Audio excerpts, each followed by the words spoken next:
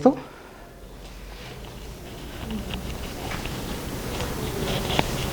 ¿Sí se ve? ¿Tú dijiste que se veía, Iván? Lo que pasa es que el arco es infinitamente pequeño, entonces lo podemos considerar como una recta. ¿MN? M mayúscula, M minúscula, ¿no? Sí, pero eso no justifica la semejanza.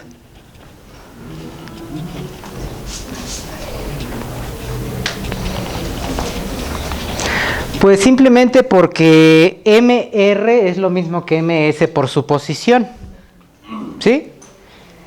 Y este de aquí lo subo como lo subí en el primero, entonces MH es de hecho MM. Y entonces esa cosa no le queda a HS más que ser MR, entonces los triángulos son semejantes. Digo, semejantes son...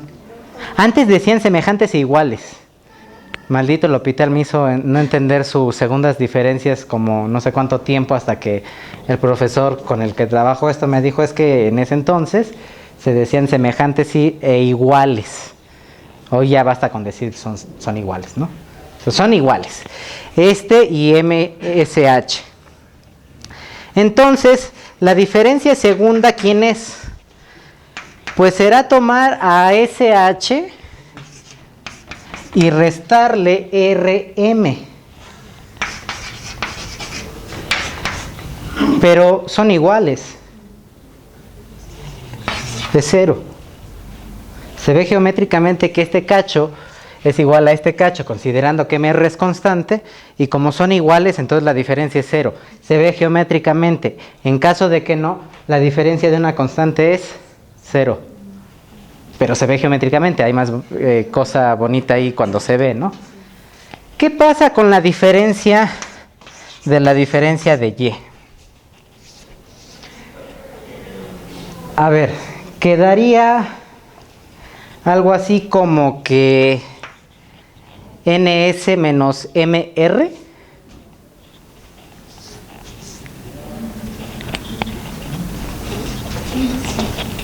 O sea, NS a NS le voy a quitar MR, ¿no?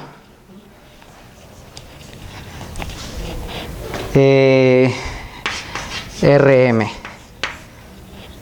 ¿Y eso qué queda? Ahora, NS, pues es NS, o sea, y RM es igual que HS, entonces voy a escribir NS menos HS. Ahora, NS menos H... A ver, ¿qué? NS menos HS queda HN, donde HN es negativa. ¿Sí? Noten que lo mismo pasaría en la convexa, pero HN será positiva. ¿Sí o no? ¿Por qué? Porque quedará N... ¿Qué cosa? NS menos esta. No escribí ni H, o sea... ¿Qué onda? A ver. ¿Ven como luego nada más me chorean? Sí se ve y ni yo vi dónde está el H. A ver... N... H es la... Aquí está. Ahora sí. Es la NS menos el cacho este que es HS.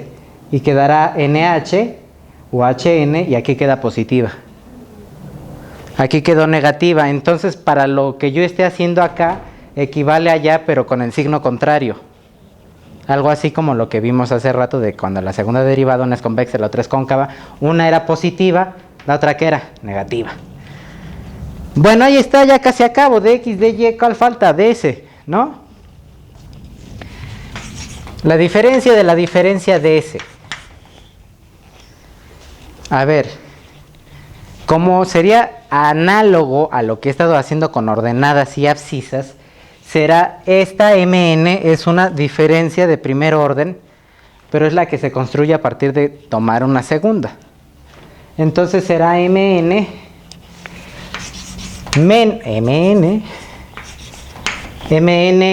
menos mm. ¿Sí? ¿Sí lo vieron o con más calma? ¿Sí se ve? Sí. Bueno, entonces mn menos m mayúscula m minúscula. Ajá. Ahora, mn es un radio. ¿Sí se dan cuenta como aquí ya empieza a haber lujo de geometría infinitamente pequeña? ¿Sí lo ven? Mn es un radio y como mn es un radio, es el mismo radio que mk. Menos, ahora mm, como es semejante al otro triángulo, será mh. Y entonces la diferencia entre mk menos mh es kh. Mk, donde kh también es negativa.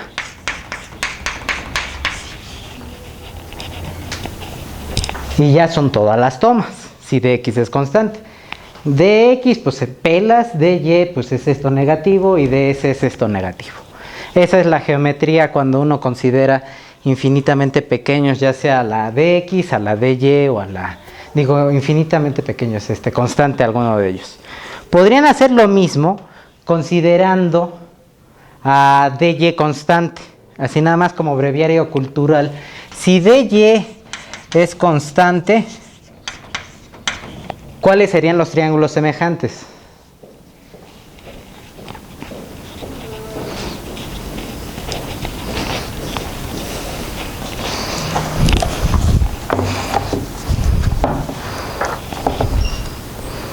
Falta un resultado de diferencias y ya entro integral. Bueno, ahí les queda de tarea para en 10 minutos darlo eso y ya. Acabar. ¿Cómo lo van a hacer de tarea si no apuntaron nada? Bueno, ahí me preguntan si quieren. A ver, el siguiente problema es un problema, pues si no trivialón, coqueto, que es por qué un punto de inflexión está determinado por la segunda diferencia igualado a 0 o a infinito.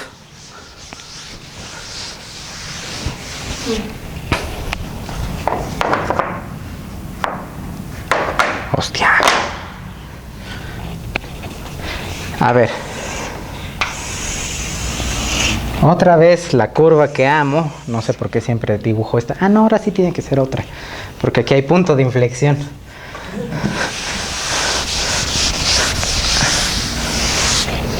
¿Cómo definí yo punto de inflexión? ¿Alguien sabe qué es un punto de inflexión? Yo supongo que sí, pero ¿cómo lo definí yo en ese entonces? No sabrán, yo tampoco.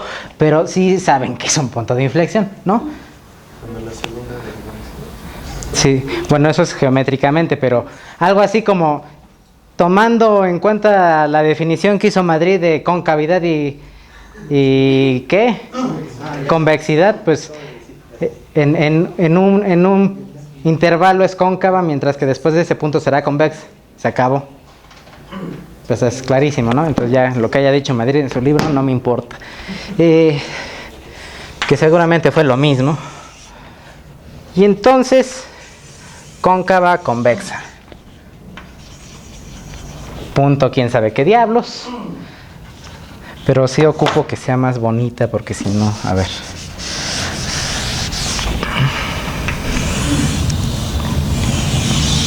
Digamos que el punto de inflexión es este. En un intervalo, antes de este punto va a ser, ¿qué? Cóncava. Del otro lado convexa, o al revés, no me acuerdo, no me importa. Los nombres son de menos. Vale. O en sus términos actuales van a decir cóncava hacia abajo, cóncava hacia arriba, ¿no? Vale.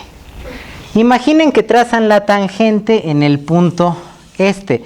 Recuerdan lo que les había dicho de análisis, ¿no? Análisis es suponer que el problema está resuelto, ver cómo se comporta y regresarme a supuestamente lo que no sé, pero ya sé cómo se comporta. Aquí es lo mismo, ya tracé la tangente. Ahora, aquí voy a llamarlo, no sé, A. Esto será B y esto será T. Este será el punto ñañara, no, R. ¿Sí? Tracen otra tangente el cualquier otro punto, digamos, en el punto W y acá será L. ¿Sí? Muy bien, noten lo siguiente. Antes de que la tangente pase por BA, ¿qué le va pasando a la tangente? A la subtangente. Si van moviendo la tangente a partir del origen, ¿qué le está pasando a la subtangente? No, al revés. Mientras tú tomas la tangente aquí, va subiendo, la subtangente, que en este caso es AL, AT, para este caso es LB, pero si LB lo vas moviendo, va siendo más grande, ¿no? Entonces la subtangente aquí, ¿quién es? Digamos que esto sea S. Entonces LS, cuando alcanza el punto R, alcanza su máximo de longitud y se volverá a T, después del cual la subtangente va decreciendo. ¿Sí? Ya se acabó el problema, ¿no? ¿Qué tengo que hacer para hallar el punto R? Pues es un problema de máximos y mínimos cuando la subtangente alcanza su máximo. ¿Qué tengo que hacer? Pues expresar a esta, iba a decir posible, no sé por qué, expresar a AT como una ecuación, que ya sabemos la ecuación de una subtangente en cualquier punto, y expresar su máximo, ¿no? A ver, entonces, AT, ¿quién es AT?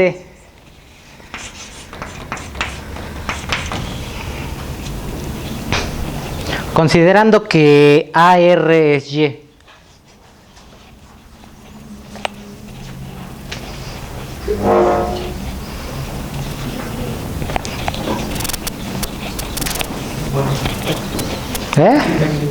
¿Cómo? AT es igual a AT. Ah, sí. ¿Qué?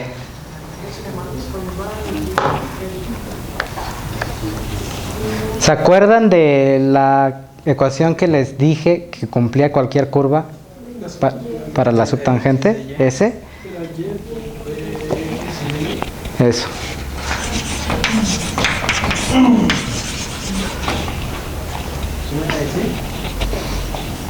¿Sí están convencidos de eso? Bueno, a ver.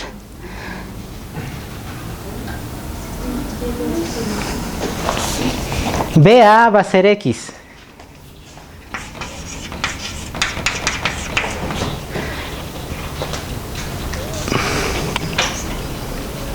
Entonces la subtangente va creciendo, pero la diferencia entre esta subtangente y esta otra subtangente también iría creciendo, ¿no? ¿Sí? O sea, esta se va haciendo más grande. Este cacho que va de L a B, a partir de TL, también se va haciendo más grande. O sea, el problema sería traducirlo también a cuando TL sea máximo, ¿no? Porque este es otro punto cualquiera. Este es un punto específico, R, y toca a T. Pero LB en W es un punto cualquiera. Y luego, ya ni sé yo qué sigue. Hay que determinar quién sería TL. ¿Quién es TL?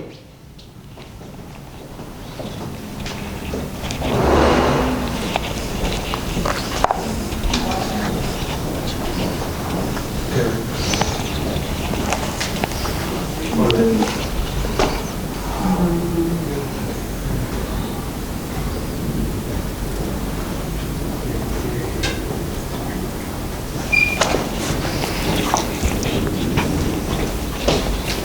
definir una como Y' para poder definir LB.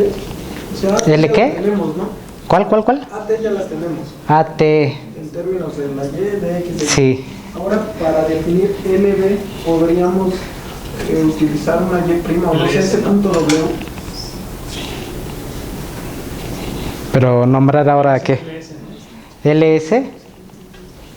La subtangente para esta W es LS, sí.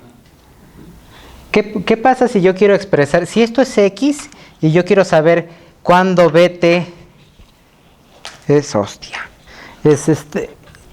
el más grande. Es considerando a partir del origen. No era en L, es a partir de B. Pues nada más es una resta, ¿no? Es, o sea, AT menos BA es BT. Todos se salen después. ¿Sí? A ver. ¿Quién es BT? BT es AT menos BA, ¿no? ¿Sí?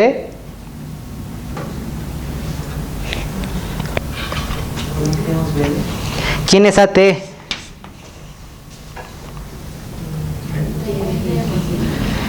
Y por DX partido entre DY. ¿Quién es BA? Ya se acabó el problema. Es decir, o sea, lo que quiero que quede claro es que tengo una subtangente, que es AT, que es precisamente considerando el problema resuelto, donde el punto está en R. Cualquiera otra es genérico. Entonces ahora lo que yo digo es que la subtangente va, antes de tocar, va creciendo. Pero si va creciendo este cacho en particular, puedo pensar que el cacho BT también va creciendo, ¿no? Y ya está. Entonces, si es el máximo, ¿qué tendría que hacer? Ya expresé a BT en términos de cosas. ¿Qué sigue? Es un problema de máximos y mínimos. ¿Qué? Cuando sea la máxima. ¿Y qué habíamos dicho cuando sucede eso? Cero. ¿Cero quién? La diferencia. Ajá. No, la primera. Y entonces, habíamos dicho dos cosas ahí. ¿Qué tiene que pasar ahí?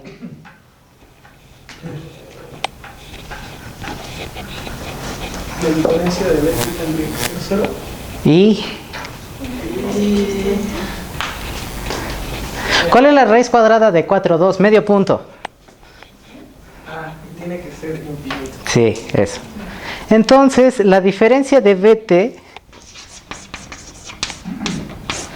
es 0 o infinita. Vamos a trabajar con la cuando es 0. Porque después voy a trabajar cuando es infinita. ¿Sí? Y en el problema que nos pediste de la multiplicación, podíamos haberlo hecho con Acá la dijo cuál. multiplicación del pedacito, el máximo del producto. Tienes una recta así, luego ¿qué? Lo igualamos a 0. Otra cosa que hay que notar. Hay dos opciones. El hecho de que haya dos opciones para cuando una cosa sea máxima o mínima, no quiere decir que es, ojo, 0 e infinito. Es una o la otra. Porque es absurdo pensar que en este tipo de ñáñara la diferencia sería infinita, pues porque la recta incluso es finita. Ahí no hay ¿cómo se llama? Suponer por qué sea infinita cuando tu problema estás partiendo de una recta que de hecho es finita, ¿no? ¿Sí quedó claro lo que acabo de explicar? Hay ocasiones cuando lean, si alguna vez les interesa leerlo, yo lo tengo en PDF, el original en español también, tengo mi libro. A quien le interese, hay problemas que marca el hospital, en donde dice, bueno, es evidente que por el tipo de construcción, incluso a donde lleguemos aritméticamente, no tiene sentido que esto sea 0. Entonces tiene que ser infinito, o al revés. Aquí no sirve. Como aquí somos generales, es una de las dos. Aquí era un problema específico, ¿sí? Acá no. Entonces sucede que un punto de inflexión se encuentra cuando la diferencia de su subtangente es 0 o infinita. Voy a trabajar primero a 0. Y entonces, la diferencia de BT es esto. A ver. La diferencia de BT es la diferencia de Y de X entre de Y entre, menos X. Y eso es algo muy exótico para quienes no trabajan el cálculo de Leibniz, porque es la diferencia de algo que ya es como si fuera una derivada, en términos de que fuera una función X en términos de Y. ¿Qué dije cuando toman la diferencia de algo que ya tiene diferencias?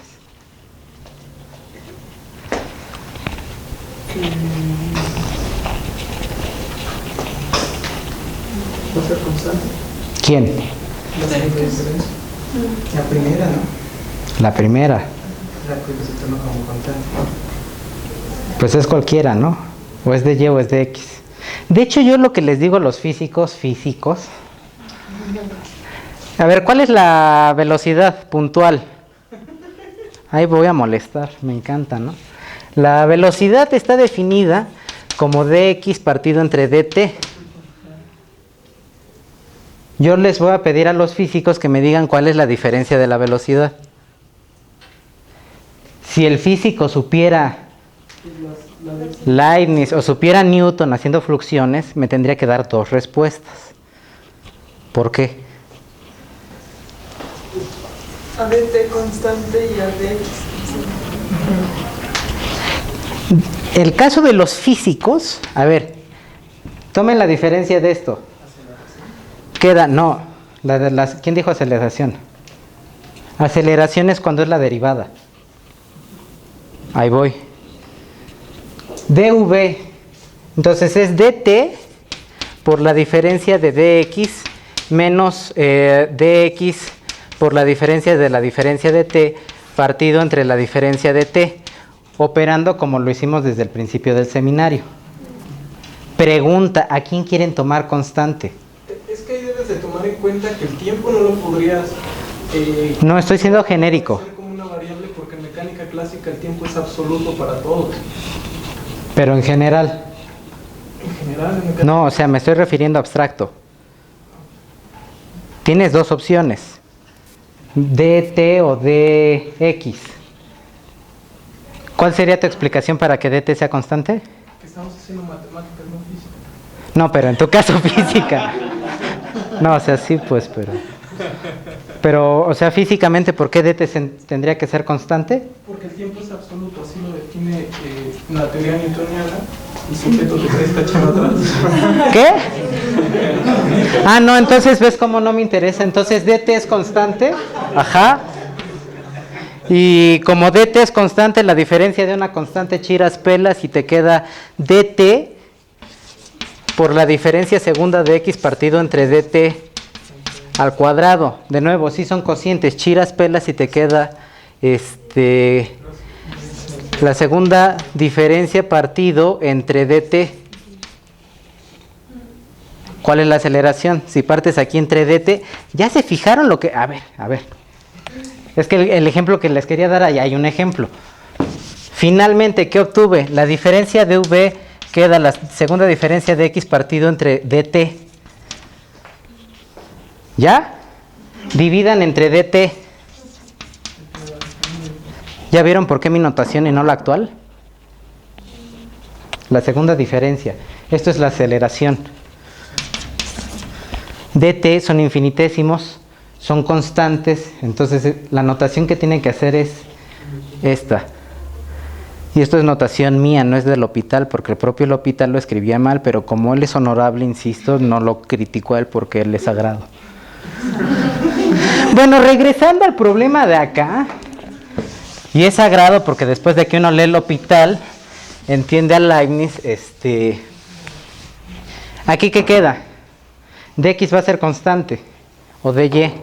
En particular voy a considerar que dx sea constante. Entonces quedaría dx por la diferencia